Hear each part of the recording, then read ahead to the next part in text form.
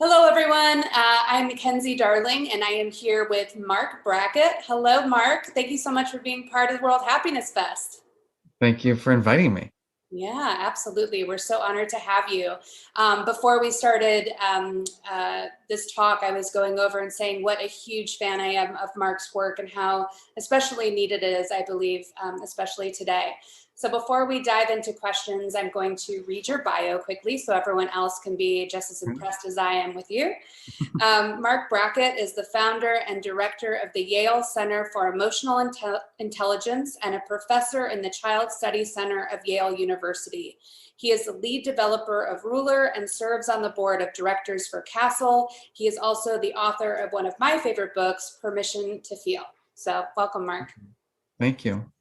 So I think before we dive into the conversation, I think our viewers, it would be very helpful for them to understand what emotional intelligence is and why it's important. Sure. So, you mentioned my book, and I'll just share that when I was thinking about writing a book on emotional intelligence, actually do I call it emotional intelligence? And I was like, I don't think so.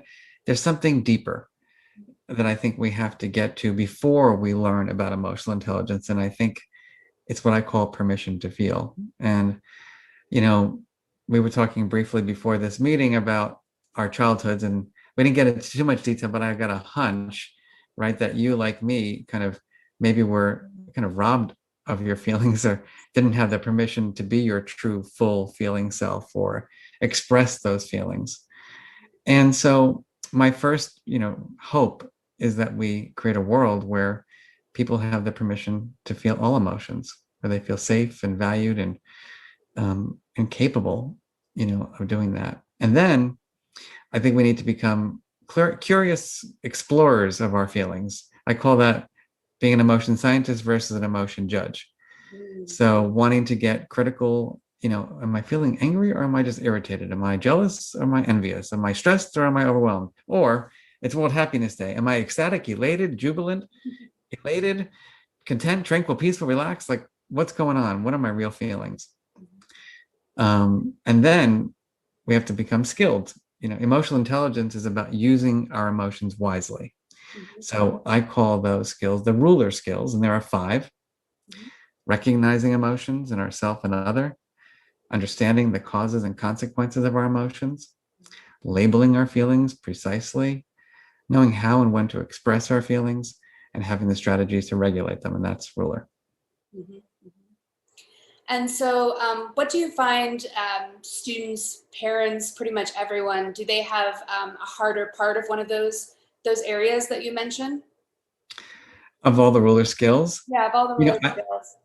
Yeah, I think most people, when they come to hear me speak, or they buy the book, or they go to a training that we have for our center, for ruler, most of people, I think, are thinking about regulation, right? They're struggling with managing their feelings. Like, I'm just overwhelmed all the time, or I'm angry all the time, or I'm feeling down or despair, and I just can't get out of the funk. And so they're looking for strategies. Now, this is going to be controversial for your whole World Happiness Day. They're looking for strategies to be happy. And while I think happiness is important, I think it can't be the only goal, because what happens is that if we strive all the time just to be happy, then we're missing out on the informational value, right, of frustration, anxiety, and stress. So to me, it's more about a balance of emotion. And I do feel strongly that we want to experience more pleasant emotions than unpleasant ones in life, but we don't want to get rid of the negative ones. I completely agree. And I think our founder would also agree with that. Our are there to us to be able to be stepping stones or, signs of what we should be working on, correct? Yeah, and also I think that we're more complex than we give ourselves credit for. So, like, people always say, well, how are you feeling, Marc, during the pandemic? I'm like, really anxious. Yeah. It's like there's a lot of uncertainty out here. And but I'm also feeling optimistic and hopeful and content and happy certain days. So we can, our bodies and brains can handle more than one feeling at a time. I'd love to hear your thoughts around this suffering and what, us as individuals have gone throughout this past year, also us as a collective, and what you think the state of mental health in general will be now and moving forward. Well, it's obviously not in a good place. And, it's, to be honest with you, everything that's happened this year has made me even more passionate about the work, that our center does. And, I didn't write a book for a pandemic. I wrote a book because I saw the need for people to have permission to feel and strategize accordingly. And then all of a sudden the pandemic hit, and I realized and I saw so many people suffering.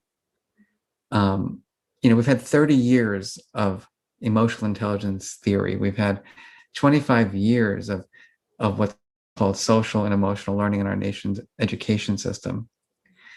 And the pandemic hit, and what we saw was mental health challenges increased significantly, anxiety, depression, etc. And so it made me realize even more so how unprepared we were to support ourselves and others.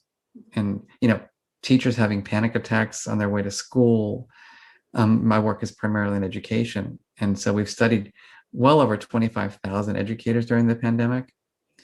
And what we have found was the number one feeling is anxiety, just anxious and overwhelmed and stressed. We just finished a small study with superintendents across the nation. Exhaustion. Kids are frustrated, they're bored, they're angry, they're overwhelmed. And so we have a nation that is really filled with a lot of unpleasantness right now.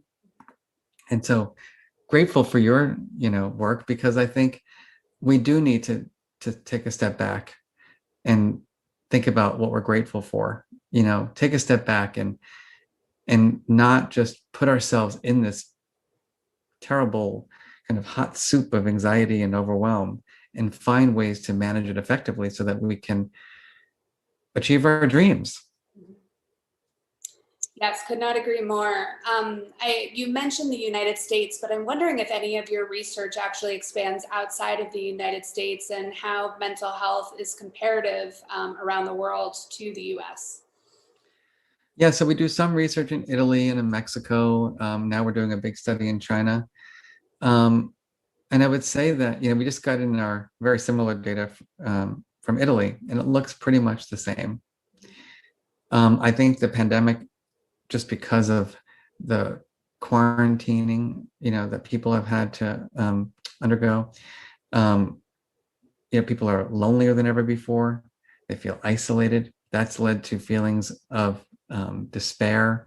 It's led people to, like, when am I going to be with people that I love and care about? When can I give my, relative a hug? I was interviewing a woman recently, and she was older. Her husband was in a hospital because of COVID. He had gotten COVID. She was in the apartment that they live in. Her kids live out of state.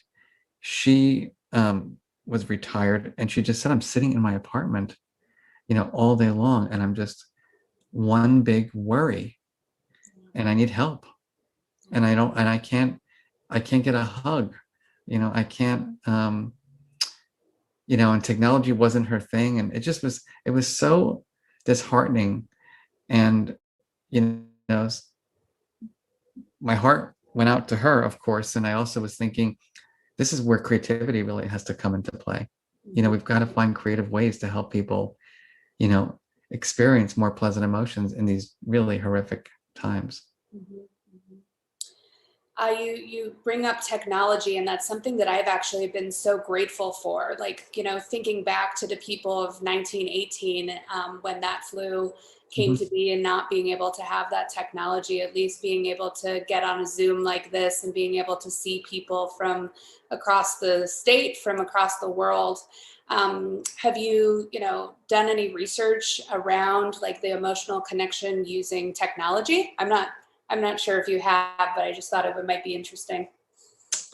So we use technology wisely, to support the implementation of our work. And we've gotten very creative over the last, 10 months in terms of finding ways to support people with technology. I haven't done any specific research on the role of technology in this space, but we have an app we call the Mood Meter app, that people are using, and I'm very grateful. Working with a new nonprofit called How We Feel, which was founded by the founder of Pinterest, and so we're building out a new version of that app to support wellness, and it's going to be available for free globally. And so I'm very excited about that project. And it's specifically focused on teaching the emotional intelligence skills in the service of having greater wellness, and even using social connection as a form of building greater well-being. So I'm in favor of technology, if it's done well in supporting people and having greater well-being. Mm-hmm. We know it doesn't help, it doesn't help during an election cycle. Yes. So gosh almighty, Glad that's behind us. Yeah. I mean, I just think that we have, we know that it produces anxiety. There's plenty of research to support that. So I think finding ways to use social media and apps to support wellness is just so important. Mm-hmm. Mm-hmm. Absolutely. Yeah. Especially too, with students, that's where they're living. Like that's where they're getting a lot of their information to, is through technology. So exactly. So going back to, a lot of your work is within the classroom. And so can you talk about your work within the classroom and what that looks like, as well as do you hit any road bumps, people having a little problems bringing in like social emotional intelligence within the classroom, and walk me through that. Yeah. So Ruler is not only the name of our skills of emotional intelligence, but it's the name of the approach to social and emotional learning, that we have developed at the Center for Emotional Intelligence. And we're in 3,000 schools across the United States and other countries, including Italy, Spain, Australia, China, Mexico. And the goal of Ruler is to embed the principles of emotional intelligence into the immune system of the school. So it's not a program. It's not like this kit, like, oh, I'm going to buy the Ruler kit and we're just going to throw it at the teacher and the teacher's then going to do this thing with the kids. It's very different. It's saying, hey, leader, are you emotionally intelligent in the way you're running your school? Hey, teacher, how can you be a better role model for kids in terms of showing and teaching the skills of emotional intelligence? Can you now teach these skills to kids in ways that help them, have greater wellness, better decision-making, better academics? Hey, parent, guess what? You've got a role in raising an emotionally intelligent child, and we're going to teach you the same tools that we're going to teach kids. Mm-hmm.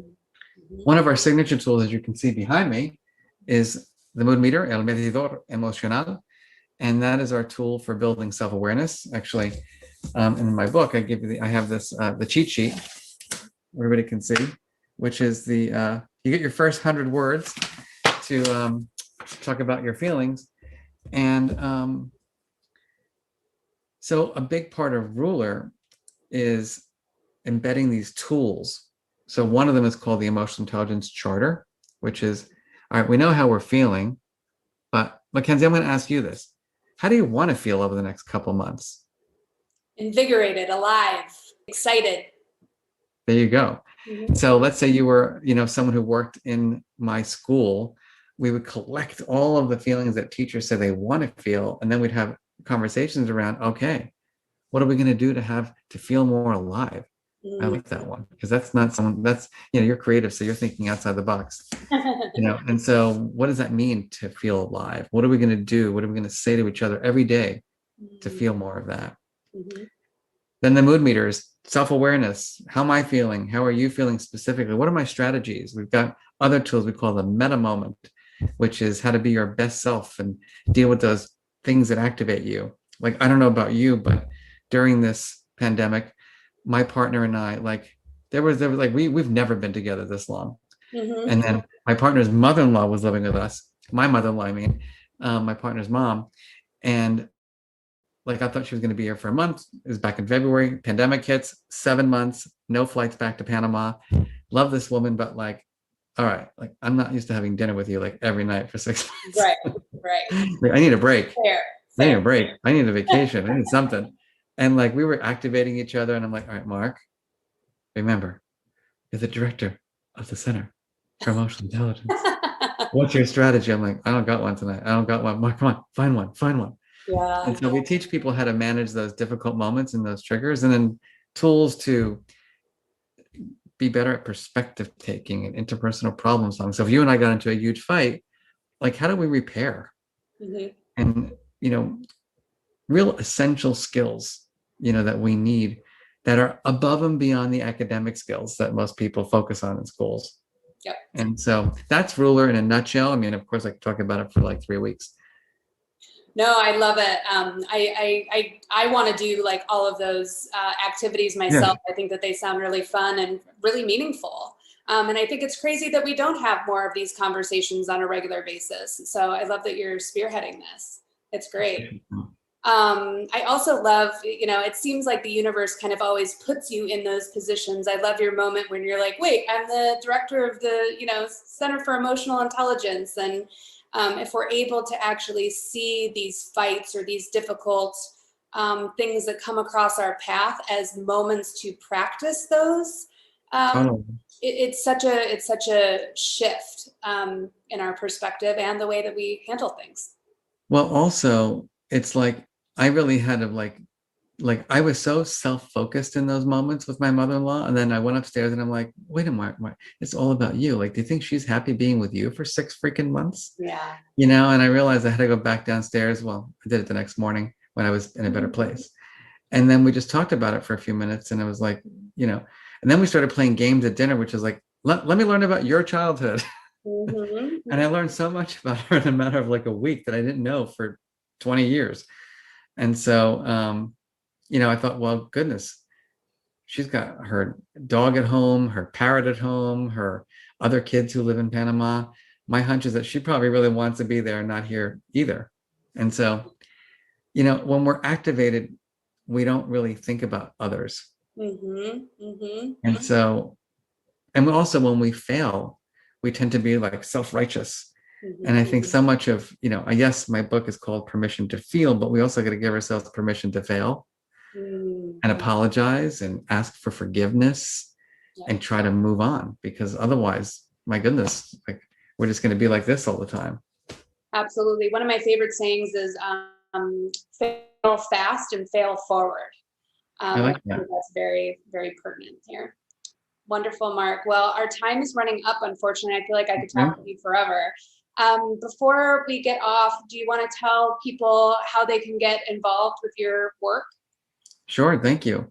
I think the easiest is just to go to my personal website, which is my name, Marc, M-A-R-C, Brackett, BRACKETT.com. And from there, you can learn all about our center. You can learn about the apps, the books, the free articles, all kinds of things. So that would be the easiest. Terrific. Well, wonderful. Thank you so much, Marc. It was always a pleasure chatting with you. Continue to do the good work that you're doing and keep up the good fight. We really thank you. I'm going to give you the magic dust of, I grant you now the permission to feel all emotions. Yes, thank you. I've been waiting 40 years for that dust. I appreciate it. It took me till 50 to write the book, so. Yeah, it's a process. Thanks, Marc.